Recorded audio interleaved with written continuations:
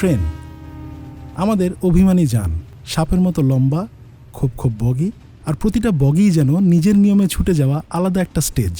ভেতরে ঢুকলেই মনে হয় আলাদিনের গালিচায় চড়ে বসলাম।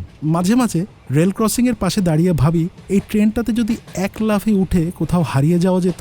ট্রেনের নামগুলোও গল্পে ভরা, জয়ন্তিকা, কালনী, নীলসাগর, আর তাদের মতোই আমাদের এই বনলতা এক্সপ্রেস। এই ট্রেনে ওঠা মানুষগুলোর গল্প আলাদা আলাদা। কেউ খুঁজছে আশার আলো, কেউ সত্য, কেউ নতুন করে শুরুর রাস্তা। কিন্তু যাত্রা যতই ভিন্ন হোক, সব গল্প শেষে কোথাও গিয়ে এক হয়। আর বনলতা এক্সপ্রেসেও সময় যেন থমকে দাঁড়ায় কিছুক্ষণ।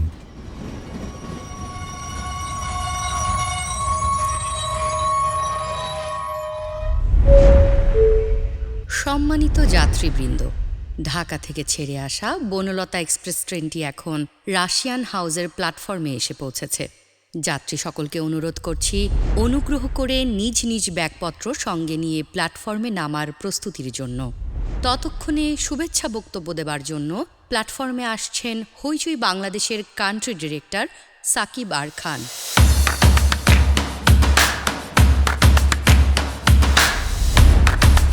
ধন্যবাদ সাকিব আর খান। এবার বনলতা এক্সপ্রেসের বাকি যাত্রীদের অনুরোধ করছি প্ল্যাটফর্মে নামার জন্য। নামছেন আজিজ ও আফিয়া, আসহাব ও চিত্রা, আবুল খায়ের ও সুরমা, রশিদ উদ্দিন ও চাচা।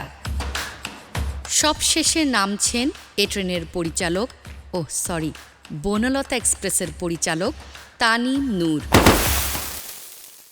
কেন এই বনলতা এক্সপ্রেসে কোথায় যাচ্ছেন, কি ব্যাপার?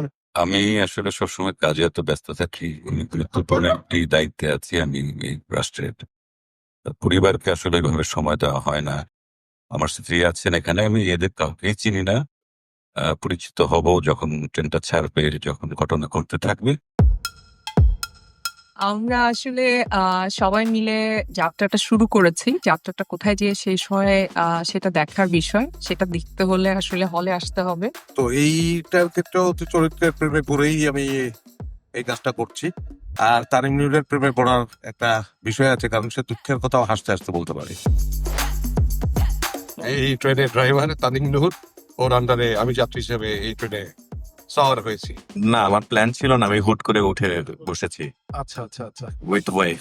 সহযাত্রী ভালো হওয়া দরকার যাত্রাপথে। তো এত দারুণ সহযাত্রীর সাথে যাত্রা করাটা আমি মিস করতে চাই না। আর এত ভালো ড্রাইভার, কেন যাব না? আমি সবাই যেদিকে যাচ্ছে আমি সবার সাথে যাচ্ছি আর কি। আমি অ্যাকচুয়ালি জানি না আমি কোথায় যাচ্ছি। ও আচ্ছা, এমনি উঠে পড়েছে, তানিম ভাই যেখানে বলবে সেখানে যাব। সেখানে যাবে। লিটারেচার থেকে করা বিষয়ে আগ্রহ আমার সবসময় ছিলাম, ছোটবেলা থেকে পড়তে পছন্দ করি। এবং যখন উৎসব করা হলো, উৎসবও সাহিত্য নির্ভর ছিল, এবং তখন আসলে আমাদের মাথায় আসলো একটা টৈটুম্বর অবস্থা, কোথাও ফাঁক নেই, তানিম নূর সহ সবকিছু মিলিয়ে।